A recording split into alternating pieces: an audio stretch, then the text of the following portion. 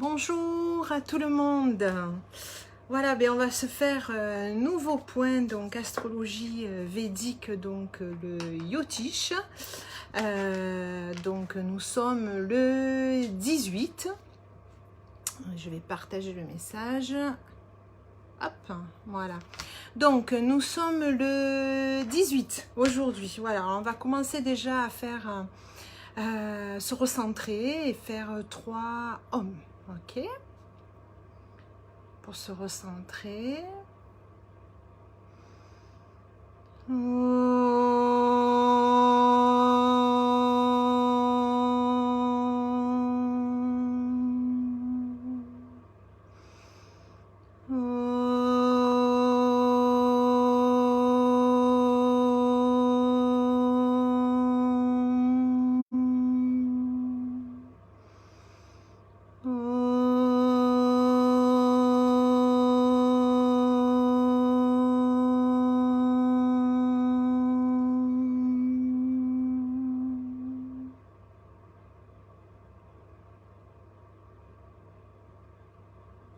Bien, bon, mais j'espère que vous allez tous bien, malgré, j'allais dire, un tangage, hein, voilà, on va dire ça. Bon, ça fait un petit moment, mais là, dis donc, on tangue pas mal. Alors, je vais vous faire un petit point, en fait, de tout ce que j'ai vu, hein, au niveau, donc, astrologie védique Yotish. Comment je l'interprète aussi, hein, puisque je fais ça depuis donc à peu près une dizaine d'années, hein, voilà aussi. Voilà, et puis peut-être pour que vous puissiez trouver des réponses et travailler sur vous-même, hein, voilà, parce que le but de l'astrologie védique, c'est d'apprendre à se connaître, hein, déjà, quand on fait un plan natal, je fais un plan natal, j'aide une personne avec l'emplacement de ses planètes par rapport à sa naissance, c'est en fait pour comprendre, en fait, quelle est son incarnation, qu'est-ce qu'elle est venue faire ici, connaître ses forces, connaître ses faiblesses, qui peuvent être inversement des forces de main, hein, aussi en même temps. C'est comment on peut naviguer dans la vie justement pour répondre au mieux à toutes ses capacités et pour mieux connaître aussi ses émotions, en faire des forces, pouvoir en fait se servir de certaines périodes comme des tremplins, hein, aussi en même temps, mais c'est surtout, voilà, se connaître pour connaître exactement qu'est-ce qu'on est venu foutre sur cette planète-là, quoi, voilà.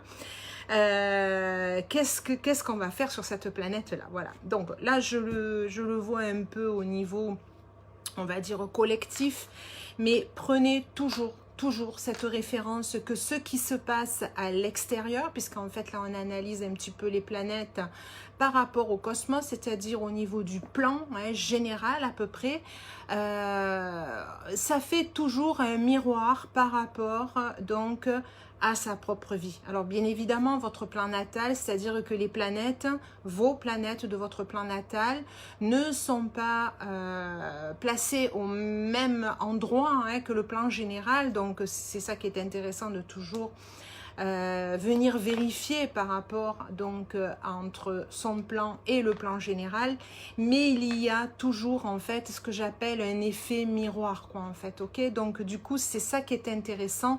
Donc là je vais vous donner donc un petit peu ce que je ressens. Alors hier on était le 17 septembre, c'est ce qu'on appelle donc la nouvelle lune, hein, voilà. Donc nous avions donc la lune et le soleil, donc en fait qui se retrouvaient dans le même signe, donc la Vierge. Alors pour une fois ça c'est un peu comme l'astrologie occidentale, puisque ça dépend en fait au niveau des degrés, hein, puisqu'on est en Yotish, et je le rappelle, le Yotish, comme c'est une science qui est par rapport à la Lune, donc sidérale, donc on a à peu près 24 degrés de différence. Donc souvent on peut être sur des signes un peu avant ou après. Mais là donc on est en Vierge. Donc hier, nouvelle Lune donc en Vierge. Et on avait donc la Lune et le Soleil en fait qui étaient liés à ce qu'on appelle la nakshatra, hein, je le rappelle à chacune de mes vidéos, c'est ce qui fait toujours le plus dans le Jyotish, c'est-à-dire que chaque planète, selon son emplacement, donc dans le signe, va être liée en fait à ce qu'on appelle comme une petite étoile, une petite demeure qu'on a de manière supplémentaire dans l'analyse du Jyotish. Ok, donc on en a 27 et ça nous donne vraiment une spécificité en fait de la planète. Parce que souvent on va dire tiens j'ai tel ou tel signe dans telle planète dans tel ou tel signe, mais ce n'est pas que, hein, c'est-à-dire que on a la lune qui est à tel nakshatra, le soleil à tel nakshatra, et ça donne une spécificité complémentaire. Ok, donc hier on avait la lune donc et le soleil dans cette fameuse nakshatra donc qui est Uttara Phalguni. Voilà, donc c'est du sanskrit. Et donc, je vais vous donner petits éléments quoi, en fait, qui est Uttara Phalguni pour que vous puissiez mieux comprendre hier et aujourd'hui, parce qu'on est toujours en fait sur 2 jours et puis ça va continuer. Hein, donc, prenez-le progressivement et vous allez mieux comprendre éventuellement votre état d'être, hein, surtout. Voilà, donc Uttara Phalguni, donc c'est toujours lié par rapport à la mythologie et toujours lié donc à la philosophie donc indienne. Donc déjà le mot clé c'est lutte avec le destin. Ok, donc déjà un petit mot. Je rencontre beaucoup de personnes qui en fait sont en lutte avec le destin. Donc lutte par rapport à ce qui se passe aujourd'hui aussi en même temps. Mais comme je vous disais, il faut toujours regarder cet effet miroir. Est-ce qu'on n'est pas en lutte avec son propre destin? Ok, on a été dans le confinement pendant 2 mois, ça a été une période, peu importe, on ne parle même pas par rapport à tout ce que ça inflige par rapport donc au Covid-19, tout ce qu'il peut y avoir comme effet pas facile à vivre, mais regardons-nous à l'intérieur de nous. À l'intérieur de nous, qu'est-ce que ça fait? C'est-à-dire que peut-être pour certains, pour une première fois ou éventuellement une fois de plus et encore une fois de plus, ça nous amène en fait à nous regarder autour, à l'intérieur de nous. Ok, donc peut-être que là notre mental, bon mais du coup il pouvait pas se raccrocher à quoi que ce soit parce que du coup on n'était qu'avec nous-mêmes, on pouvait pas aller à l'extérieur. Et donc du coup notre destin, ben, on le regardait, on s'est dit où on va, qu'est-ce qu'on fait, qu'est-ce que je fais tous les jours, est-ce que ma vie ce n'est que boulot, métro, dodo, est-ce que je m'intéresse trop à que ça, et puis finalement est-ce que je m'intéresse pas à ce que j'avais réellement envie de faire quand j'étais gamine ou hier ou ma formation. Voilà, donc c'est peut-être une lutte avec ce destin-là, quoi, en fait, ok, c'est ça qui existe aussi en même temps, hein, dans le reflet. Donc, le symbole de Uttara Phalguni, qui est gouverné en fait donc par le soleil, hein, donc c'est l'énergie du soleil, donc c'est un souverain donc de l'univers, c'est le significateur donc de l'autorité du pouvoir, et donc Uttara Phalguni est un nakshatra, c'est-à-dire une demeure qui est très solaire, hein, aussi. Donc la déité d'Uttara Phalguni est aussi un dieu solaire, hein. On est toujours gouverné donc par rapport à des dieux, hein, dans la philosophie indienne, et donc le soleil symbolise la création et apporte avec lui la connaissance en fait du karma individuel. Donc karma, hein, je le rappelle, c'est quelles sont les actions que l'on met en place. Karma veut dire action. Donc ça nous rappelle en fait le karma individuel. Donc c'est peut-être ces questions-là, c'est qu'est-ce qu'on a mis en action jusqu'à présent par rapport à sa propre vie. Donc Uttara Phalguni permet à l'âme de reconnaître ses échecs ainsi que les restrictions qui lui sont imposées par sa destinée limitée. Donc on met peut-être une lumière par rapport à son destin, on a peut-être compris des choses et puis on a l'impression qu'on nous barre la route, que l'on ne peut pas faire comme on veut aussi en même temps. Voilà, il peut y avoir aussi cet effet ressenti, hein, à l'intérieur aussi. Donc la maturité de l'âme et le mûrissement donc du fruit, de sorte que l'âme puisse dépasser son rôle purement matériel. Mais le bonheur se trouve dans la réconciliation avec le but matériel et pas dans le combat contre celui-ci. Ok? C'est la petite leçon. Voilà.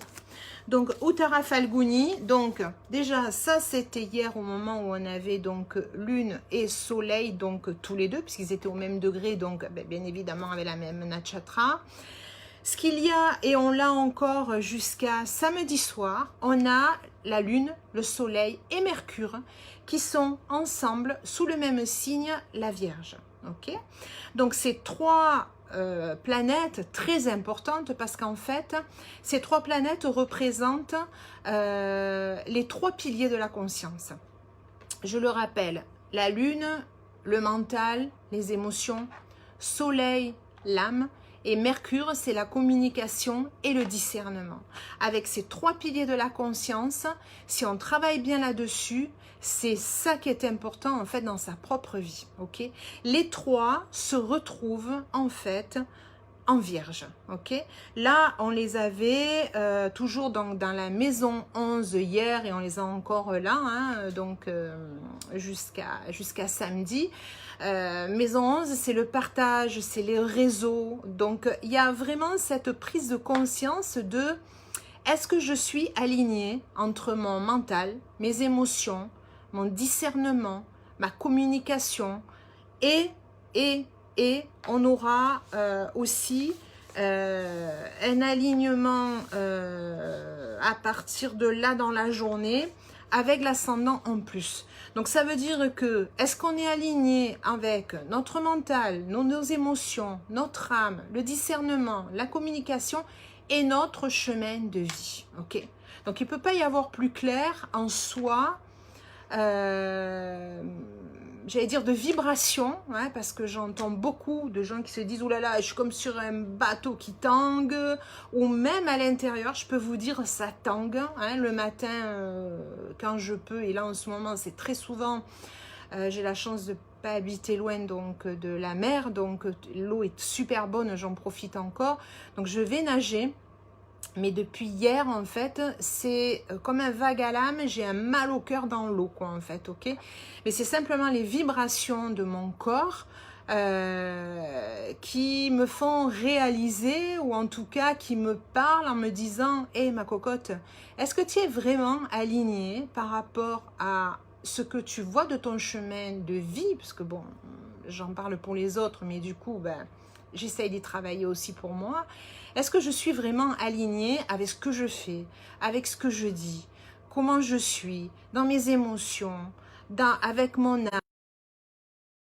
Ça peut donner le tournis aussi en même temps. Parce que l'extérieur est comme ça. Parce que quand on voit tout ce qui se passe, souvent ça peut ne pas être en alignement par rapport à ce que l'on pense aussi. Mais c'est aussi, est-ce que nous, on est alignés avec ce que l'on a décidé, ou en tout cas, prendre conscience de ce que l'on aimerait vivre par rapport à soi. Et là dernièrement en co-création donc avec Béatrice, on a fait une petite vidéo portée par la musique, le son et quelques paroles que j'ai mis sur l'art, c'est-à-dire trouver son art, je l'appelle souvent son petit Mozart, c'est d'aller chercher en fait le pourquoi on est venu, et c'est son art parce que chacun a le sien quoi en fait, ok, mais est-ce que tout ça est aligné? Et là c'est grande question puisque ces trois planètes sont toutes les trois donc en Vierge, et Dieu sait si la Vierge demande à ce que ce soit bien aligné, que ce soit correct, qu'il y ait une certaine discipline aussi en même temps. Ça demande cette discipline-là, quoi, en fait, de regarder de plus près. C'est important. Sachant qu'en plus, je donne toujours des petites informations liées à l'Ayurveda. Mercure est une planète qui est plutôt Vata, ça veut dire air et terre. Le Soleil est un dosha qui est Pitta, donc qui est feu. Et la Lune est Kapha. Okay, donc on a les trois dosha, hein, c'est-à-dire qui vont permettre l'équilibre, puisqu'on a vata, pitta, kapha, c'est-à-dire avec nos 5 éléments, air, éther, feu, eau, éther, et qui se retrouvent en vierge, qui est très terrien aussi en même temps. Donc c'est, est-ce que nos 5 éléments qui font qui on est, et qui sommes le reflet du macrocosme, est-ce qu'on est en équilibre par rapport à la Terre, puisque là, il faut qu'on mette les choses sur la Terre, ok? Qu'on puisse les incarner, puisqu'on a choisi cette planète-là aussi en même temps. Donc, ça nous permet également de regarder à l'intérieur de soi, est-ce que, par rapport à ma constitution donc de naissance, hein, est-ce que mon équilibre psychologique, est-ce que mon équilibre métabolique, est-ce que mon équilibre physique, chair, corps, est-ce que je me sens en équilibre avec ça? Quand on est en bonne santé, dans l'Ayurveda, on parle de bonne santé quand notre côté psycho, émotionnel, métabolique, psychique, physique est en équilibre. Là, on a les 3 en vierge qui nous demandent justement de bien vérifier, d'être aligné par rapport à ça, d'être précis par rapport à ça. Donc, c'est l'occasion, en fait, de se questionner et mettre en place éventuellement certaines actions, soit alimentaires, soit aller beaucoup plus dans son art, soit regarder un peu mieux son destin pour se sentir beaucoup plus en équilibre. On ne pourra pas continuer dans un mini chaos qui risque d'être encore plus grand si à l'intérieur de soi, on est déjà déséquilibré. Et les personnes qui me disent « oui, mais je suis comme ça parce que l'extérieur est comme ça ». Non, non, non, non, non, non. On travaille d'abord sur soi, on trouve son équilibre à l'intérieur, on vit son monde, c'est pas de l'égoïsme, c'est du respect pour soi. On est venu s'incarner sur cette terre-là. Donc, trouvons notre propre équilibre, trouvons notre propre art, que l'on puisse développer à l'extérieur. Et si chacun arrive à faire ça par rapport à soi, c'est cet égrégore large qui pourra faire que l'extérieur sera aussi en équilibre et pas l'inverse, ok? Donc ça demande du travail en soi, ça demande de la confiance, ça demande beaucoup d'amour, je le reconnais, ok? Mais on est des humains et on y travaille au fur et à mesure. Et quand j'entends énormément de choses où on part sur le transhumanisme, où on parle d'aller diriger notre cerveau. On ne connaît même pas 5% des capacités intellectuelles que l'on a dans notre cerveau. Donc, commençons déjà à réfléchir par nous-mêmes. Ne continuons pas à être assistés par l'extérieur. La liberté, son destin commence par sa propre liberté, sa propre conscience, sa réflexion sur soi et de connaître qui on est. Qu'est-ce qu'on veut faire ici, ok?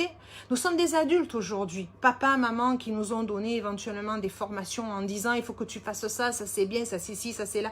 C'est fini ça, c'est terminé, ok? C'est terminé. Ça, on oublie. Il n'y a rien de bien, de pas bien, de machin par rapport à l'autre. C'est par rapport à soi, ok? Donc on le fait par rapport à soi. Je continue donc toujours dans cette mouvance-là. Notre Mercure, donc, qui est encore conjointement donc Lune et Soleil, change au niveau de sa nakshatra à partir d'aujourd'hui et il va continuer à l'avoir pendant quelques temps avec Chitra, donc toujours en Vierge pour le moment. Il rejoindra la Balance le 23 septembre. Donc Chitra est une nakshatra qui est Pitta. Donc quelques petites informations sur Chitra pour mieux comprendre. Chitra signifie le reflet, une belle image, reflète le potentiel de l'âme. Ces personnes, donc en général, hein, donc là Mercure va à 2 types d'expériences, peut avoir 2 types d'expériences, c'est-à-dire 2 manières d'actionner. D'une part, parfois, on ne va pas connaître son côté spirituel et d'autre part, les circonstances vont les obliger à admettre donc leur nature supérieure et à améliorer la personnalité. Ok, donc d'un, aller reconnaître son chemin de vie. C'est déjà aller dans une conscience, ce qu'on appelle son chemin spirituel. Ok, il n'y a rien de religieux là-dedans, quoi que ce soit, c'est d'aller prendre conscience de qui on est et d'aller vers ce chemin-là d'élévation. Ok, et d'admettre que on peut toujours améliorer pas à pas sa personnalité. Le chemin n'est pas facile, hein, parce que souvent, l'ego qui est important, hein, puisque c'est aussi se reconnaître, avoir ses forces, mais pas qu'il soit surdosé, doit être souvent un petit peu élagué pour que l'âme, elle puisse émerger, hein, du fond de ses ténèbres. Okay, donc Chitra, cette nakshatra, elle représente donc de nouveaux niveaux de réussite grâce aux expériences qui sont personnelles. Okay, donc il y a l'ancienne personnalité qui doit être totalement remodelée pour produire donc en fait une personne qui a des capacités propre, hein, intelligente aussi en même temps. Ok, il faut voir un petit peu Chitra comme une perle qui grandit dans un coquillage dur. Souvent, en fait, on se dit non, c'est dur, c'est pas beau. Mais la perle, elle est magnifique à l'intérieur, ok? Parce que la perle, en fait, n'est pas visible. Donc, souvent, la beauté est à l'intérieur. Donc, Chitra, c'est ça. Ok, donc Mercure, donc la planète donc du discernement et de la communication, passe en Chitra, et donc c'est le moment, hein, donc puisqu'elle va passer après donc en Balance, donc c'est l'équilibre justement entre ce que l'on a envie d'être, comment on veut être par rapport aux autres aussi en même temps, quel est le message que l'on veut donner par rapport à l'extérieur aussi en même temps. Voilà, c'est tout cet équilibre-là qui est demandé à travailler là, ben écoutez, vendredi, samedi, dimanche, jusqu'à mercredi. Hein, c'est un travail, hein, au fur et à mesure, pas à pas, hein, au fur et à mesure. Notre Mars, j'en ai pas trop parlé la dernière fois, c'est notre seule planète qui nous reste en rétrogradation, hormis notre petit Saturne encore jusqu'à la fin du mois. Mais donc on a Mars donc rétrograde en Bélier encore jusqu'au 14 novembre et après il redeviendra fixe en Poisson. Et d'ailleurs le 14 novembre on aura encore le même schéma des trois planètes, Soleil, Lune et Mercure, donc les trois piliers de la conscience, qui vont se retrouver encore ensemble, en équilibre, en balance, et à ce moment-là, il n'y aura plus le Mars rétrograde, ok, et on n'aura plus de planète rétrograde du tout non plus, mais ça on reverra beaucoup plus tard. Alors, notre Mars, il est passé maintenant donc à ce qu'on appelle Ashwini. Alors, la nakshatra Ashwini, qui est-elle? Donc, je vais vous donner juste quelques de définitions. Elle a le pouvoir, en fait, de guérir. Ok, c'est un pouvoir guérisseur. Donc, et de manière innée. Donc, je dirais en bélier, en plus c'est le premier signe, hein, du zodiaque, donc il est tout jeune, c'est comme s'il ressentait en fait qu'il y a des choses nouvelles, on est encore dans on a quitté le passé, on n'y est plus, mais on n'est pas encore dans le nouveau, et on a envie donc d'aller de l'avant, et en plus là donc Mars se retrouve donc en maison 6 qui est la maison du soin. Donc c'est sûr que Mars représente la planète donc de la colère souvent, mais c'est surtout beaucoup de courage aussi, hein. Donc oui, on peut avoir de la colère, on ressent de la colère aussi en même temps par rapport à tout ce qui est déstabilisé, mais ça donne aussi beaucoup de courage, quoi. Donc allons chercher à l'intérieur de soi, et là Mars justement nous ce courage-là aussi. Alors, pareil, une chose les 3 planètes, donc Lune, Soleil et Mercure en Vierge, c'est aussi le lieu, donc ça au niveau médical, parce qu'on peut le voir dans un plan natal, c'est le lieu de l'intestin et des appareils digestifs. Ok, donc c'est normal qu'on ait un petit peu cette sensation de mal au cœur, parce qu'on est aussi bien dans notre réflexion très mentale, avec notre ressenti, les émotions, notre âme, qu'est-ce qu'elle est en train de dire, comment je peux faire un certain discernement des choses aussi en même temps, comment je peux communiquer aussi en même temps. Ça donne vraiment un vague à l'âme, et toujours l'équilibre, c'est toujours tête et cœur, mais c'est aussi quand notre digestif, tout est ok, ça on le voit en médecine ayurvédique, c'est presque là le siège du cerveau, entre guillemets, hein, puisqu'on a plus de 200 millions de neurones au niveau digestif. Donc si là on a un bon équilibre, automatiquement au niveau du cerveau, on aura cet équilibre-là. Et là on se retrouve dans une position où 3 planètes, quelque part dans une posture où on travaille les intestins, appareils digestifs, et Mars qui nous donne le courage, mais que peut nous donner aussi de la colère.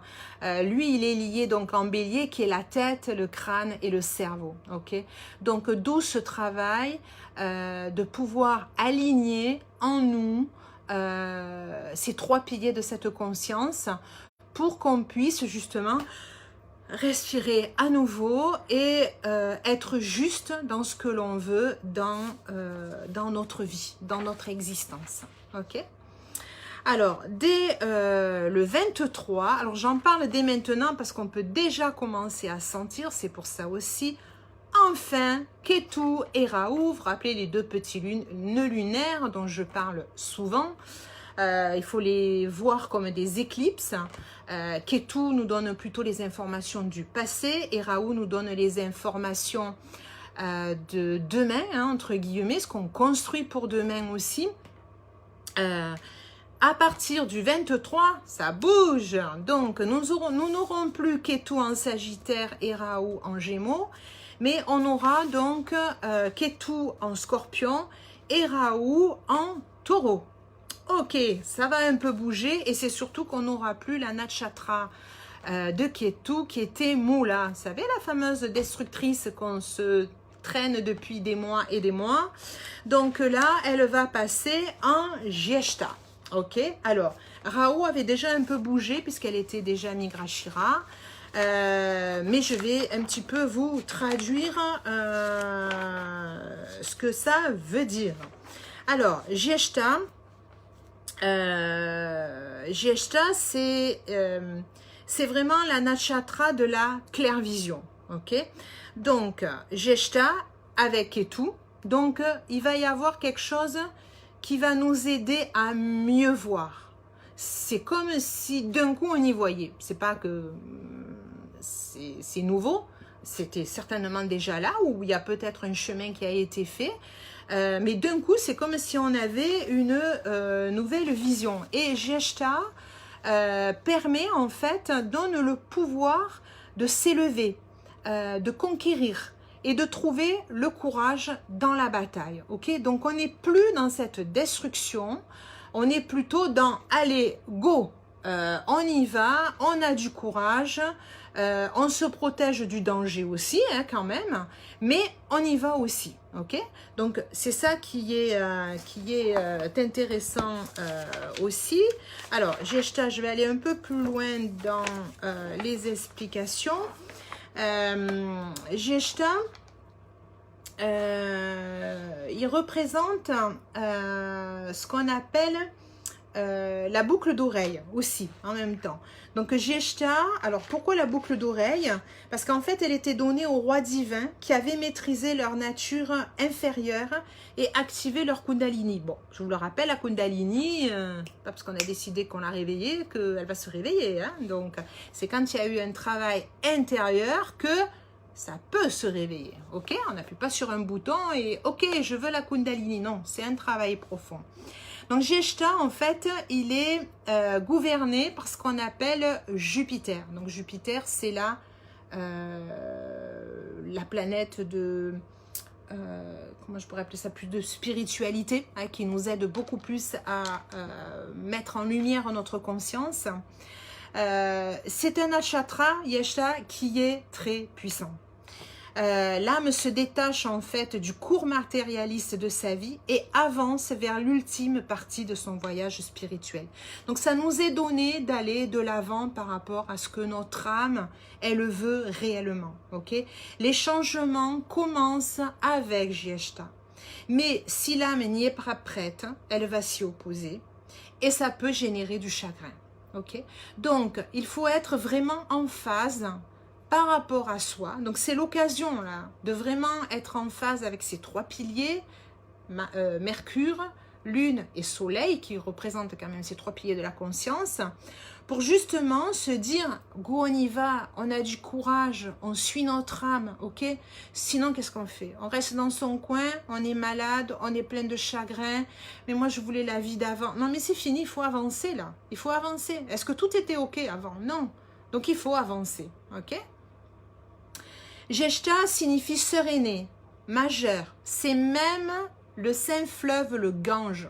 Dieu sait si c'est important. Tous trois tenus en haute estime. Okay. En Inde, la serénée est très respectée. Elle est presque une mer. Et le fleuve Gange est réputé pour emporter le karma négatif. C'est-à-dire que tout ce que vous avez mal fait, toutes les actions que vous avez mal fait, le Gange y nettoie. Okay. Donc, en général, Jeshta permet de contrôler quelque part et d'apprendre les 4 sens donc, du yoga. Ceux qui font du yoga donc comprendront mieux les 4 sens grâce à la pratique du yoga. Et petit à petit, le yoga permet de développer donc la conscience et le yoga qui permet en fait de réunir le spirituel et le physique. Donc Jeshta, c'est ce qui l'aide en fait. Hein. Donc comme il est lié à Ketu, donc Ketu c'est le passé, donc c'est l'occasion enfin de s'aligner spirituellement et physiquement en se délestant de tout ce que l'on n'a plus besoin, ok? Et pour pouvoir avancer vers Rahu d'ailleurs qui est en Migrashira, Migrashira en taureau, hein, ok? Et là, on a Ketu qui est en scorpion, qui est quand même lié à Mars, le courage, et Rahu pareil, donc Vénus, amour. Donc on met beaucoup d'amour et de courage pour se délester dont on n'a plus besoin, pour aller vers sa destinée. On s'aligne entre son physique et son spirituel aussi, ok? Donc, juste un petit mot sur Migrashira, c'est-à-dire la nakshatra qui accompagne vers notre destinée. Alors, Migrashira, je l'ai perdu. Où est Migrashira? Elle se cache. Elle se cache. Elle est là. C'est la nakshatra du penseur, c'est la nakshatra du chercheur. Où est mon but? Ok. Donc voilà, ça va nous aider. Plus on va se détacher de ce dont on n'a plus besoin, plus on va s'aligner dans ces 3 piliers de la conscience, plus on va pouvoir voir émerger son destin. Ok. N'oubliez jamais, refaites des tableaux de vision tout le temps, tout le temps, tout le temps, tout le temps. Tout bouge, tout change. Ça permet justement d'aller vers son chemin d'avancement qui est le plus près par rapport à ce que l'on a envie de vivre. Alors, une petite précision aussi. Ketu est en maison 2 et Rahu se trouve en maison 8. Là, hein, à partir donc de... du 23 et ce qui veut dire que souvent dans cette j'allais dire ce pendant hein, donc maison 2 maison 8 on manque souvent de confiance en soi et en l'autre, ok, mais souvent on manque de confiance à l'autre parce qu'on manque de confiance en soi. c'est redondant. Et on ne veut pas lâcher certaines valeurs et certains sens, ok? Donc, quand on est dans un détachement complet, c'est on revisite aussi ses valeurs. On avait peut-être un sens, on avait peut-être des valeurs qui étaient rattachées par rapport à comment on a voulu nous construire, ok? Souvent, comment on a voulu nous éduquer. C'était pas nous, ok? Donc, il faut se repositionner par rapport à soi. Quelles sont mes vraies valeurs à aujourd'hui? Quel est le sens de ma vie aujourd'hui aussi en même temps? Ok? C'est ça que Ketu et Rahu nous demandent aussi. Souvent, on est rattaché à l'histoire de sa famille. C'est bien, ça nous a donné peut-être le sens de certaines valeurs.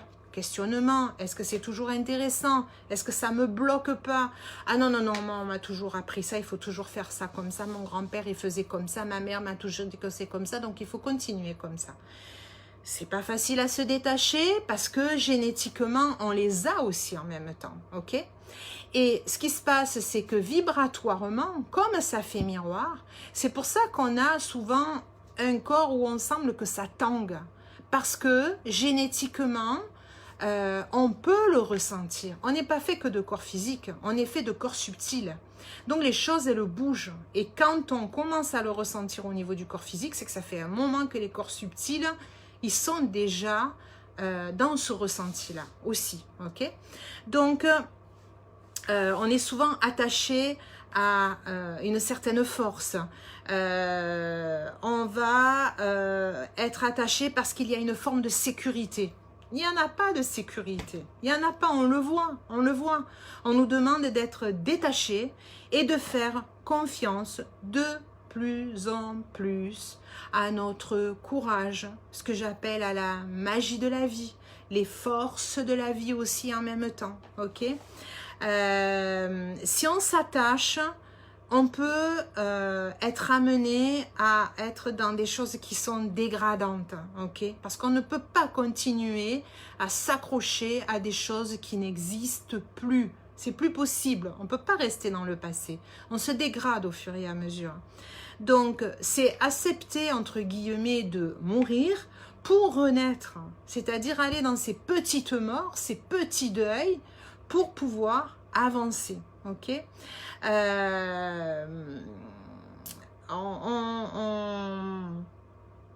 On offre sa force au service de la force des autres, ok?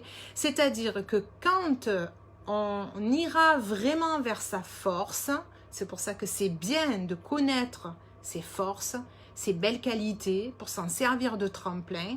À ce moment-là, on pourra reconnaître la force des autres, ok? Toujours pareil, ok?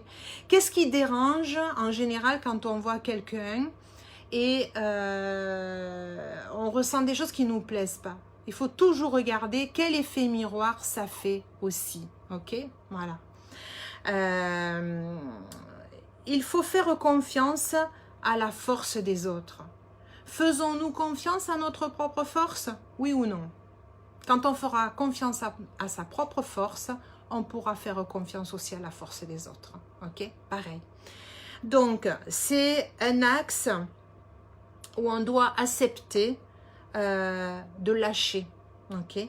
Parce que on est souvent attiré par des pouvoirs, que l'on croit des pouvoirs, parce qu'on les a depuis toujours. Ok, parce que c'est comme ça, parce que on nous a appris ça. Non, lâchons prise un petit peu. Hein. C'est d'aller chercher notre vraie force, mais sans la volonté. J'allais dire, c'est laisser la magie de la vie, reconnaître en vous cette force à l'intérieur de vous, mais n'essayez pas d'aller la chercher avec votre mental. Ok, c'est ça. Parce que maison 2, c'est d'aller chercher notre force, notre gain, ce qui est bon, hein, le soin quelque part aussi, au travers de la maison 8 qui est la transformation.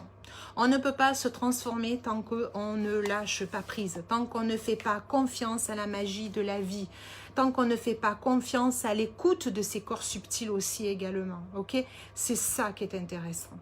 Et je vous invite encore plus de travailler, de purifier vos 5 éléments pour pouvoir justement développer ce lâcher prise pour que vous puissiez ressentir votre force, votre force intérieure. Ok. D'ailleurs, à ce niveau-là, je le rappelle, le 26 et le 27, donc pas ce week-end, l'autre week-end, j'ai Varuna, donc mon professeur d'astrologie védique avec qui on anime toujours des ateliers, qui viennent donc au centre Aroma Ayurveda, donc chez nous au Rove, et on va faire 2 super ateliers, le samedi et le dimanche, donc 2 à part, mais c'est sympa de vivre les 2. Se connaître soi-même donc au travers des nakshatras, donc l'analyse des nakshatras, un peu ce que je fais là en fait, et les phases lunaires et leur influence, c'est-à-dire par rapport aux siennes. Donc chacun donne sa date de naissance, son lieu de naissance et son heure. Varuna, il travaille un petit peu en amont et ensuite on est tous donc regroupés pour qu'il nous explique un peu tout ça. Donc c'est des effets miroirs, c'est magique. Ok, donc Varuna est un disciple donc d'un maître qui est en Inde. Et c'est un astrologue depuis plus de 20 ans, moi je dirais même d'une autre incarnation, parce que c'est magique, voilà. Donc n'hésitez pas, inscrivez-vous, vous pouvez m'appeler par SMS ou par téléphone et je vous donnerai des informations complémentaires. Et le 25, si on a des personnes, pour le moment on ne nous a pas encore répondu, une petite conférence sur que nous dit donc l'astrologie védique aujourd'hui. Alors je vais vous lire un petit texte que je trouve intéressant pour pouvoir en fait s'aligner aussi. Et ensuite on finira par une prière. Alors, c'est un texte poésie qu'a écrit donc Lina Shelley. D'ailleurs, pour ceux qui sont dans la région, elle sera dans un salon à Gardanne tout le week-end, quoi, en fait. Et elle a une très belle écriture. Je trouve que c'est vraiment, en tout cas, moi, ça résonne. Donc, je vous ai choisi le petit texte sur le compas. La pensée créatrice, enclin de vérité, élève de l'esprit un cercle illimité. C'est vers cet idéal que le cherchant pourra ouvrir à l'infini l'espace de ses bras, moduler de sa vie une force en action, parfaire son regard d'une autre perception, afin que son génie puisse guider ses pas selon l'écartement des branches du compas. Vous pouvez vous le réécouter, je vais vous l'écrire aussi à la suite, donc là sur Facebook, parce que je le trouve très inspirant. On va finir avec la prière universelle de Om Asatoma Satgamaya. Je vais vous retraduire les paroles pour vous aider encore plus à vous nettoyer, à vous éclairer. C'est Homme de l'irréel, conduis-moi au réel, de l'obscurité à la lumière, de la mort à l'immortalité. Homme, paix, paix, paix. Quelque chose qui était caché, conduis-moi vers mon destin. Quelque chose qui était dans mes ténèbres, amène-moi vraiment pour que je le mette au grand jour, par rapport à mon art. De la mort à l'immortalité, si je suivais un chemin qui ne me correspondait pas, quelque part j'étais un peu mort. Ok. Si on ne vibre pas en soi, quelque part on est mort. Et on a peur de la mort. On a peur de quoi? De vivre? L'immortalité, on meurt. Si on est heureux, si on vibre qui on est, si on vit son destin, si on vit sa vie, La mort n'existe pas. On est immortel, on suit son âme. Ok? Ensemble, vous pouvez le chanter avec moi ou l'écouter aussi. On va le faire 3 fois. Et